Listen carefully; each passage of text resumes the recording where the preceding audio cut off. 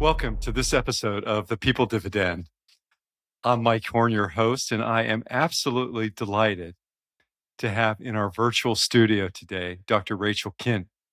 And I think Rachel is going to be of so much interest to everyone in our audience today, whether you're a scientist, a technical person, an HR person, an executive coach, a mentor. I think Rachel is eminently qualified to do what she's doing today, which is as a coach. But let me tell you a little bit about Rachel as we dig into the subject. She is a scientific leadership coach. She is a scientist who turned into a biotech executive and then into a executive coach, speaker, and author. And today she's coaching science-based leaders to thrive in new roles and with new responsibilities so that they feel as comfortable and as confident as they can in their areas of expertise and in leading others. Rachel really understands the transition from expert to leader because she did it herself. After earning a Ph.D. in biology from MIT and a postdoctoral fellowship at UCSF, Rachel took the plunge into the biotech world. She had a 20-year plus career in biotech, which took her from the bench to the boardroom in global biotech and biopharma companies that range from 100 employees to 100,000 employees. And most recently, she was vice president of a small biotech company, Myocardia, that was successfully acquired for $13 billion. And she has been able to leverage her scientific training, her business acumen, leading drug development teams and enterprise level business improvement projects, building high performance organizations from the ground up. She left the corporate world not so long ago, 2021. She's probably still in it with her clients. But she's combined her technical and business savvy with a deep desire to help professionals thrive in their roles in life. So much of what we talk about on the People Dividend process. She's created a unique coaching and advising practice in scientific leadership. And through her work, R&D organizations can more fully leverage the incredible talent that lies within these organizations to meet the cross-functional leadership and communication needs of businesses. Rachel's an avid writer. She's got 2 book projects underway. And readers will appreciate all the practical wisdom that she has in her scientific email newsletter and through her LinkedIn contributions. So let's talk about you. Let's have you talk about you, Rachel. And why don't you say a few words about yourself to our audience? Absolutely. Well, thanks again, Mike, for the invitation onto this podcast. I'm so excited for the discussion. Yeah, I'm a scientist. What do we think of when we hear the word scientist? When I grew up, everybody I knew was scientists. My parents were scientists. Their friends were scientists. They'd come and sit around the table on the weekends and talk about not just science, but interesting world politics and poetry and literature. So my view of scientist was maybe like the everyday man, which may not be your view or everybody's view right now. So the science interests me a lot, not just because my family was doing it. And I happily went through the training of a bachelor's degree and a PhD and a postdoctoral fellowship. And you think, oh my gosh, maybe I'm going to get a job before I retire, as one of my friends would say. But over time, I began to realize that my heart maybe wasn't in the really specialized work that it takes, particularly to succeed as an academic scientist, where you can dedicate your entire life to a small area of knowledge. That just wasn't me. I was always interested in medicine. Bad candidate for medical school because I faint at the sight of blood, but still interested in those areas. And I was lucky enough to be in the San Francisco Bay Area where there were opportunities in biotech. And I, as I said, took the plunge into biotech. I have a colleague who has, maybe he still has a podcast. He calls it authentic leadership from everyday people. And what I have told him is that he's far from an everyday person. Yeah, Harvard, MBA, it's not in the norm. And in some ways, you're exceptional. I mean, MIT, UCSF, these are all big credentials in anyone's world. So I get the influence of your parents on career choice, on ways of thinking, on ways of being. But what was it that led you personally to science because there's a lot from happens between the kitchen table and moving into graduate school. Absolutely. Actually, one of the reasons I went into science, first of all, I was interested in fields of knowledge like human medicine in particular, maybe more than, say, chemistry or physics. So that led me more towards the biology. But the other part of it is, it's almost a little embarrassing to admit, I really liked when there's a right answer. I liked when I was in school, I liked tests that had a correct answer. You could get it right versus English, which just seems so fuzzy. Like, what's good writing? Kind of funny to ask that now. I'm writing a lot, but what's good writing? What are you aiming for? I liked having a goal and a result. And science was one way to always ensure that you were moving towards a meaningful result. That's cool. I think it's probably less true when you're working with people about meaningful results, but because in science you might be able to see straight lines. Usually in human behavior, straight lines go out the window. I think that's probably also true in creative science as well, though. We probably have some archetypes of clients that we work with in common. And you reminded me when you talked about academic medicine and knowing a lot.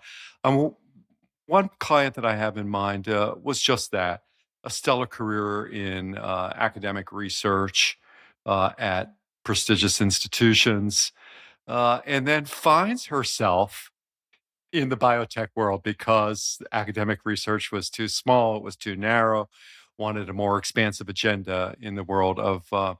You've met these people because you were one of them, and what I marvel about with these clients, I've been so fortunate to have some of them enter my lives, is that they are always thinking about advancement. I don't know if it's a realization that maybe the corporate world wasn't all that it was cut out to be, or that it was challenging in so many different ways. Um, but you've seen people, who had these impressive academic careers end up in biopharma in Boston or in San Francisco. And then they're stumped a year and a half later, not because they're, no longer interested in science, but I think they see so much more in the world. What can you comment at all on my inarticulate question, Rachel? The thing that strikes me is in the academic world, I'll offend a couple people with this, I'm sure. I feel like the sense is that you get ahead by the work of your own hands and mind.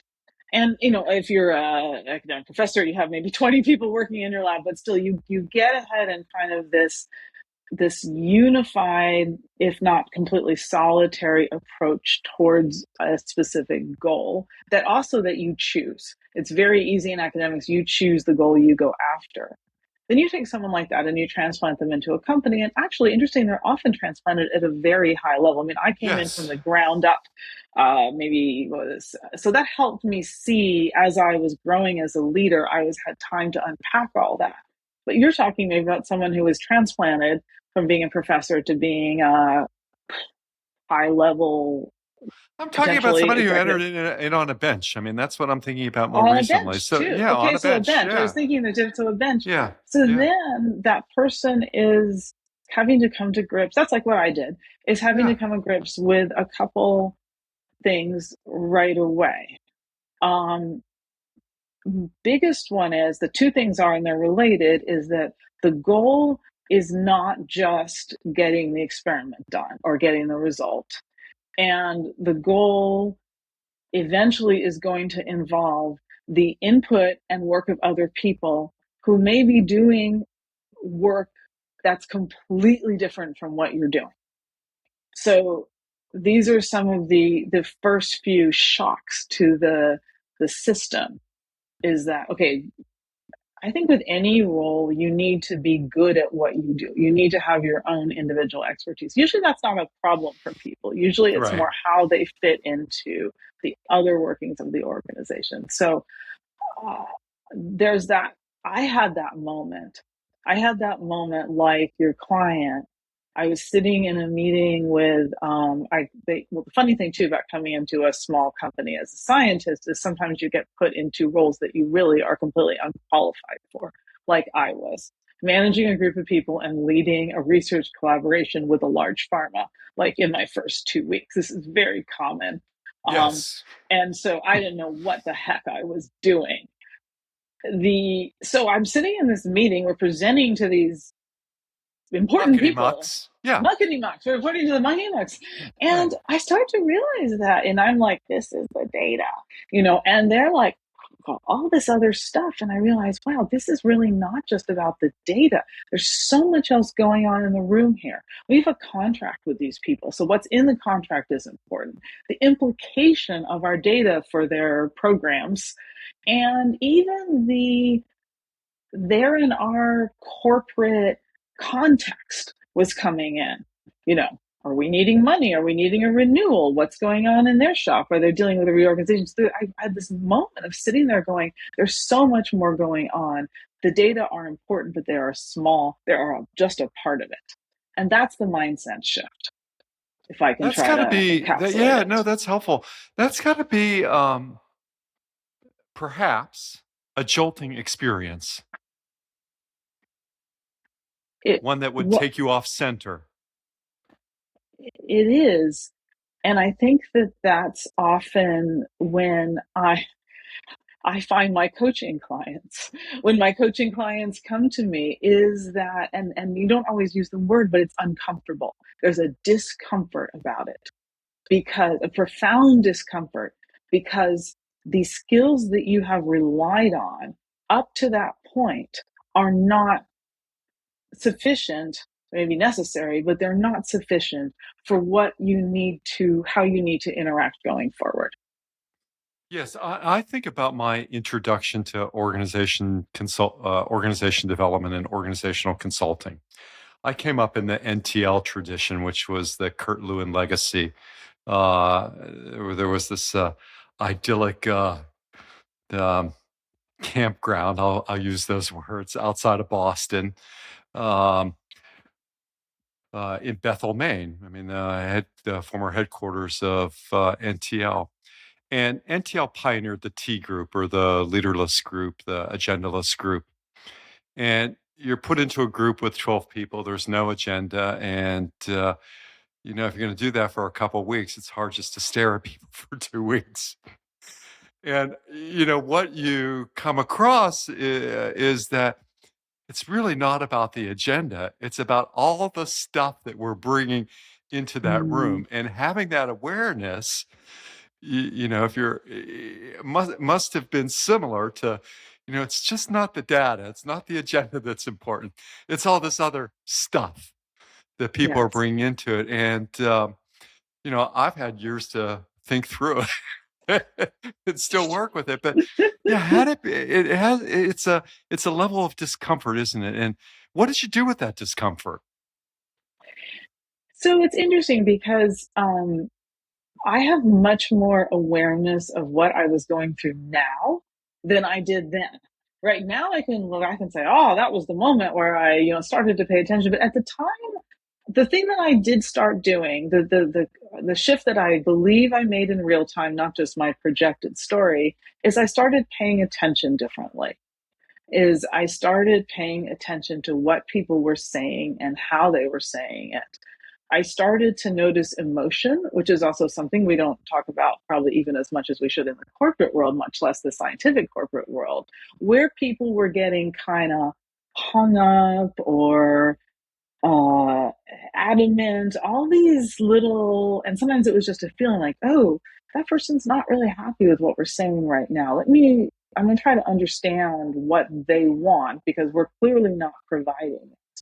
So we might call it situational awareness now. I didn't have any names for it, but I started to do it. And that's certainly, it's that realization, in organization development, that it's not just about the task, but it's about the processes that are going Mm. on. And to, recall another MIT grad and a longtime professor at MIT, now dead, Ed Schein. Ed Schein wrote the book Process Consultation. how to attend to these issues other than the agenda or the task of what's going on in the group.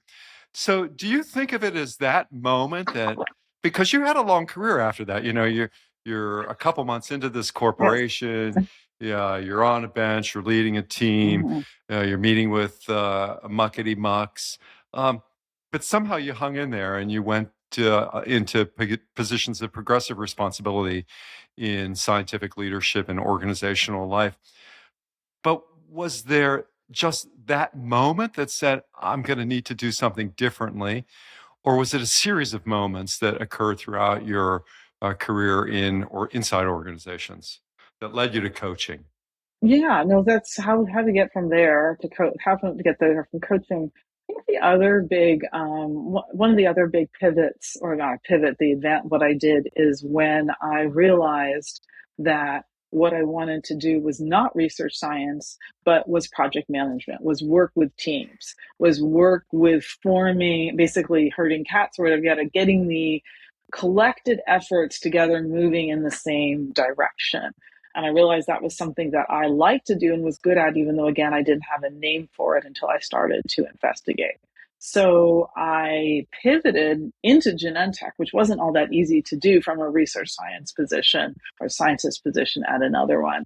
And it's interesting how that all happened. But once I was there, I had more access to leadership models, or not models like on a slide, but people Right, right, right, model. I right, had more right. access to leaders, to resources, to being on these cross-functional teams, which I think is great.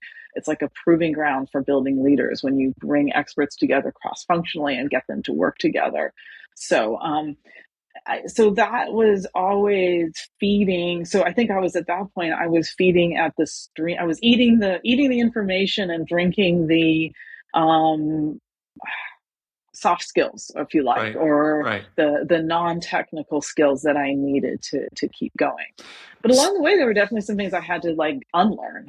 But So, did you go into research project management then? I mean, was that or no, was it project management in a different part of I the pharma think enterprise? that was the hard jump. Since I was in, by then I hadn't been working in the bench because I had a team and I had a collaboration. I was running the alliance, yada yada.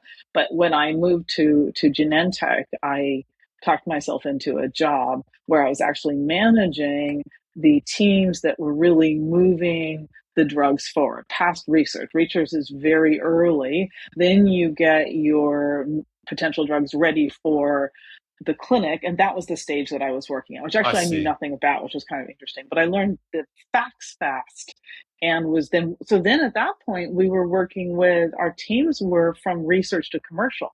We Right. had a wide range of people that we were working with, and I wasn't really a scientist anymore. I wasn't perceived as a scientist. I was a manager, and was still able to use my science, but it was mostly all the other skills at that point.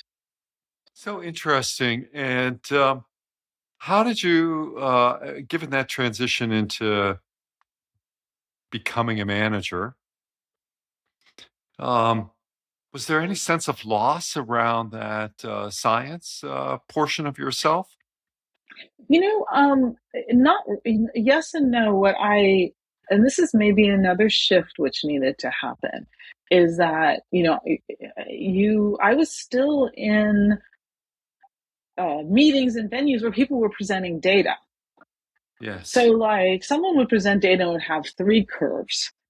And my science mind is going, what what's it called? Well, that curve's not really different from this curve. All this sort of critical science thinking that you got really good of being in academic lab meetings where you could basically pick apart somebody else's experiment. Mhm. So part of my mind was doing that. But as the project manager, I have to think, what's the conclusion of this experiment and what relevance does it have to progressing, to making a drug, to progressing, our program towards, treating humans. Literally, that would be the question you'd be asking. So I wouldn't ask, why is the blue line higher than the red line? I would ask, why, sort of what is your interpretation and what do you think this means for our next steps? It's a scientific question, though, in a way, isn't it? in terms of future thinking? What does this mean? How do we interpret this? How do we understand this? Is it just delivered in a different way, or? It's a good point. I mean, certainly scientists ask that. Usually, I think they find they want to marinate in the data a little bit more before they ask that. Mhm. Yes, And I so it's a see. question of moving it along. But yes, absolutely. Though, in a pure sense, the science question ends with what's the outcome of the experiment? Sure, The yeah, business question extends to what impact does that have I see. on what's going to happen in manufacturing next week or what the commercial people are going to say. A lot of the scientists that I've worked for who have risen to leadership positions in their organization, whether that's they're in the C-suite or whether they're a founder of a company, often have interpersonal skills that require some development or coming to terms with emotional intelligence in a different or new way for themselves so that they are able to lead more inclusively, more effectively. Um, and uh, I think similar to all professions, people get promoted on the basis of their technical skills. Mm-hmm. It's maybe in science it's because you were able to bring three or four molecules into the clinic or something. You were able to have a molecule that you work on make it to the marketplace, or two molecules make it to and you get rewarded for that, and you get handsomely rewarded for that, and you get increasing responsibilities, more people, more money, all of that sort of stuff that happens that goes along with that. um, and yet, I sense among some of those folks that there is always a longing to get back to the science. Mm. Um, and maybe that's more out of a fundamental desire to help people, to want to do good in the world. But I think for many or most of these people, the thought wasn't about leading bigger teams. or, and yet, going back to the first question I have about, my academic scientist plops into the world, starts managing alliances, all the stuff that you described in terms of your own experience. Uh, there is a desire for advancement. Mm, And I've yeah, seen a lot of people in science struggle with that.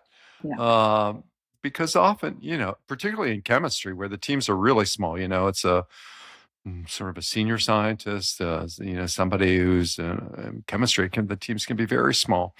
Um, how do you have any insight or, experience, insight on that desire to grow a career and, yet remain in science? I mean, what are some of your thoughts on that? Yeah, it's a couple aspects of that. I mean, so maybe just to speak to your first point about um the I'm maybe less like this than other science, but still a little bit like this. I've seen so often when a senior leader is like, "Oh, I get to look at data again," so I know exactly it is. There's just that's the fun part. And here, often you're often talking to somebody whose day is spent in committee meetings, or doing sort of working on their performance reviews or whatever they have to do. So the fun part goes back to the core expertise, and that's what gets them up in the morning. So I totally have seen that.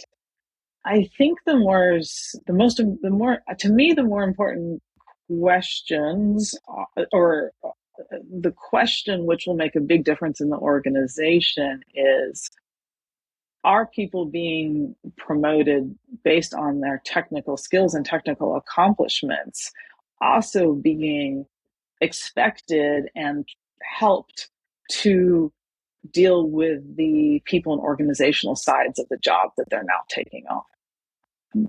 And the other underlying question is, do they actually want to do these? And maybe not. I wrote a parable for one of my clients about um, like there was a restaurant, it was a chef who loved making dishes, but then one day he or she got put in charge of a restaurant, and then didn't get to do the dishes, someone or didn't get to make the dishes, someone else was doing the cooking and didn't do it the same way. So there's this tension between This particular client, I think, still kind of wanted to just be the chef, but they were running a restaurant. Mhm. Yes, very different skills, different mindsets. Um, and with some of the clients with whom I've interacted and some that I have served, they often are among the smartest people in the room. I will say that. I mean, they're smart people. They've done great scientific work. I mean, they're smart people. And there's a certain condensation that comes with that as well. I mean, I've heard enough people referred to as idiots, morons. Um, one of the greatest put downs I heard was to an eminent immunologist that he should go back to, he was only qualified to teach at a community college. Um, and you've seen that. You've had to run into that. But my question isn't that. I mean, that's as a way of illustrating. Do you find the same across other disciplines? So when you were dealing with Mhm. marketing folks, Mhm. salespeople, experts in whatever has to happen Mm. across, say, to bring a drug into development. I mean, would you encounter similar flaws in human character? You know, my flippant answer to that is that it would be hard to become head of marketing if you treated people that way while you were trying to sell to them when you were, whatever they call it, carrying a bag or whatever, doing your sales training. Is that I think some of that gets weeded out in other areas where the interpersonal skills are more highly valued or are more needed for success. So that's just one way to look at it. I don't think so. I mean, arrogance is not just restricted to scientists. There are plenty of arrogant people and leaders in all disciplines. But I do think that the so I guess that's what your currency is. The currency of scientists is intelligence, and then the productivity of intelligence that might come to papers or discoveries. I think there's different currencies in other areas. And I don't Sure. exactly know what they are. Different things that you would one up. Maybe it's more about money. The scientists typically don't care about money, or they don't care about it, in sort of the organizational sense that another group that's more impacted by the bottom line cares about. Yeah, always such an important topic in organization development is to understand the currency. If you're working in an academic Yeah. institution, it might be papers published. If you're working in, some other Mhm. in creative services, it might be content produced. So, however you want to think about that, but understanding currencies is so important. So, eventually, though, you lead your way Yes. to Lead my way. uh, w- um, uh, becoming a big deal in a biotech company or vice president. Um, what you learn from that? Yeah, I think that the sort of the stage that of leadership growth that took me sort of my latter years at Genentech and then taking a more senior leadership position in a small company was still coming to terms with some of my my demons as a past scientist. I actually see it as overcoming some bad habits that I gained by my years of scientific training. Um, one of them is I'm kind of still like this. My friends and family would say I like to be right. I really Mhm. like to be right. And I'm sort of like, actually, like, you want to be like, oh, you said that, that's not correct. You put that on the side, that's not correct. So I have this sort of evil eye of like, what's wrong with all of Mhm. this? And, being right is not everything. Being smart is not everything. Being the smartest person in the room, which sometimes I can be, is not always necessary or attractive or getting done what you want to. So part of it was really just recognizing that some of my blind spots were about really holding my own opinions, frankly, in very high value and making sure that I was listening to other people, making sure that I was focusing on the big picture versus that little thing is wrong versus no, we have an overall good idea. Let's improve it. Those are two things that immediately come to mind. Um, I've always tried. I've always juxtapose these ideas about research is really a very collegial endeavor.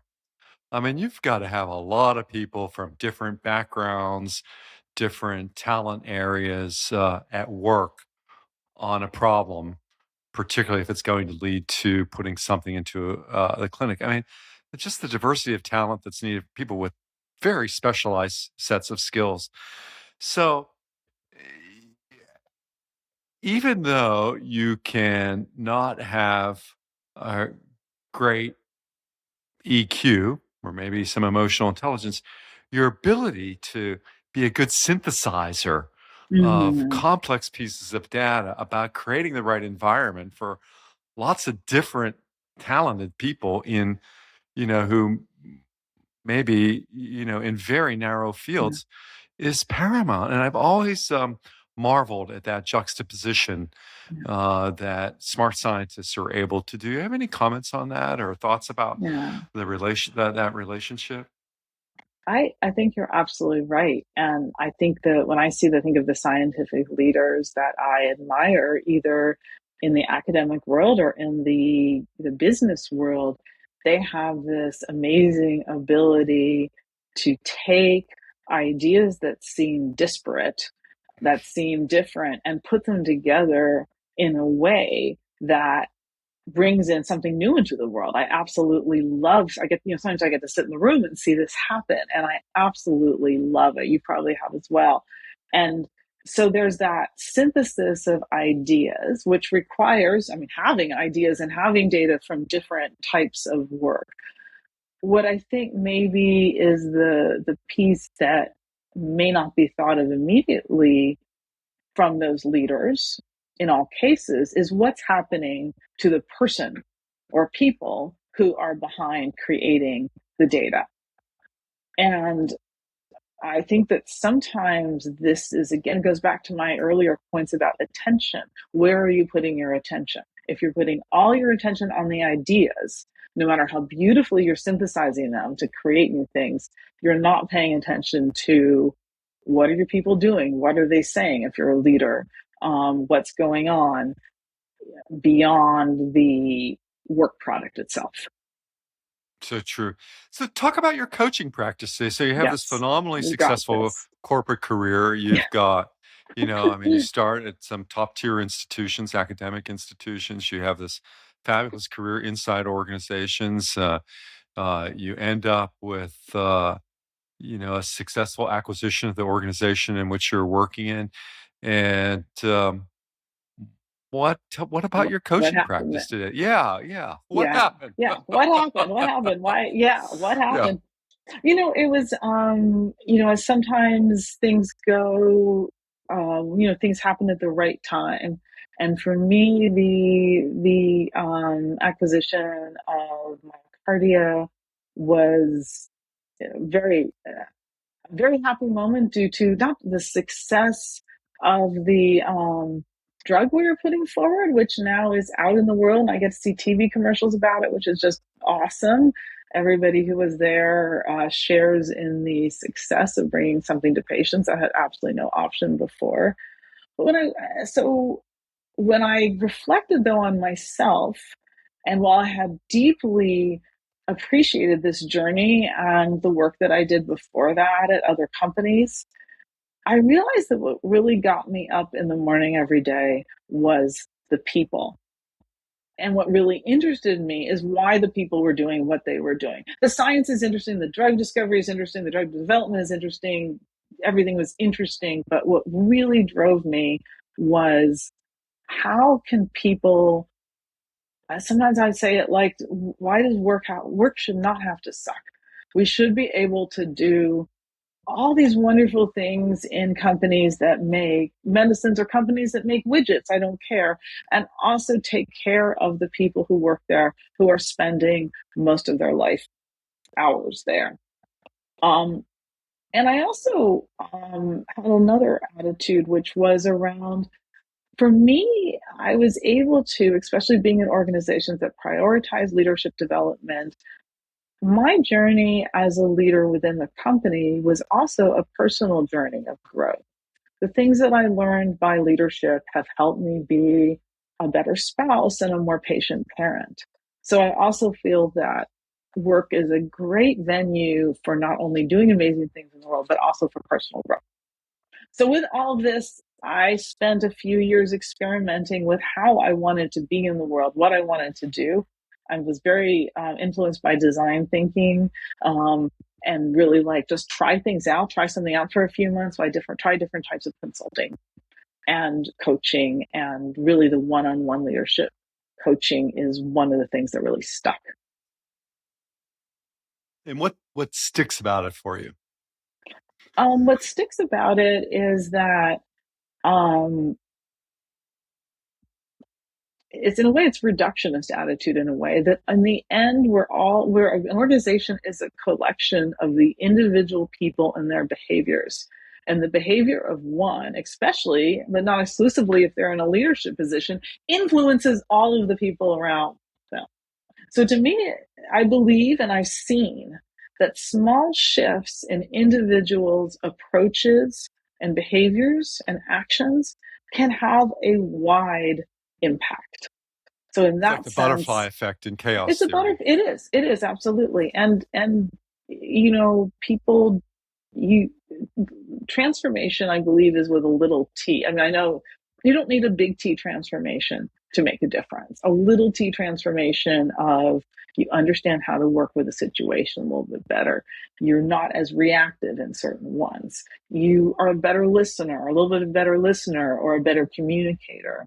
I believe those little things add up and can have a huge impact on other people's not livelihood, happiness of the individual and people around them, as well as ultimately the work product and the business outcomes.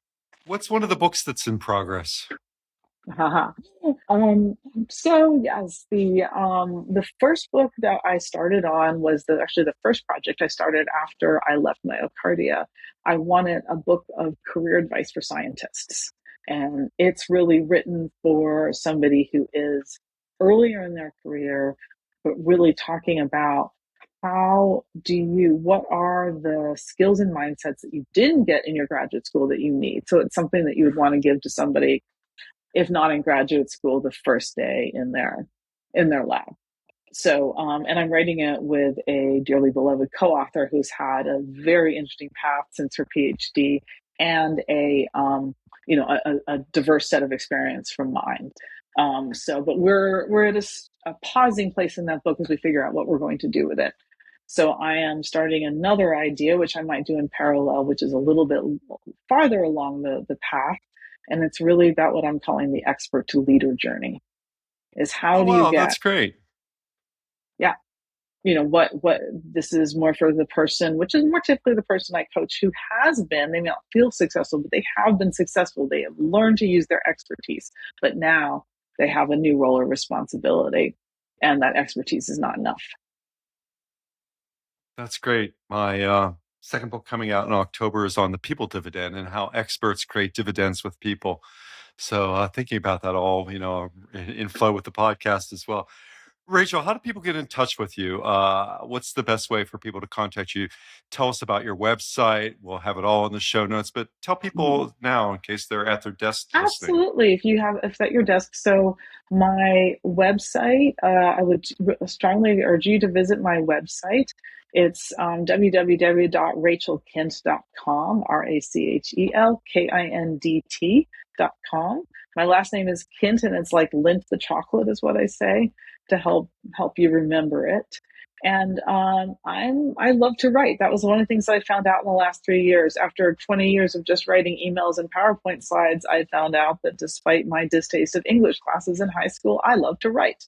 So I'm a fairly prolific writer. I have an email newsletter every twice a month on scientific leadership, and I'm frequently writing on LinkedIn. And you'll also see there more about my coaching approaches and strategies and the workshops that I do for R&D organizations.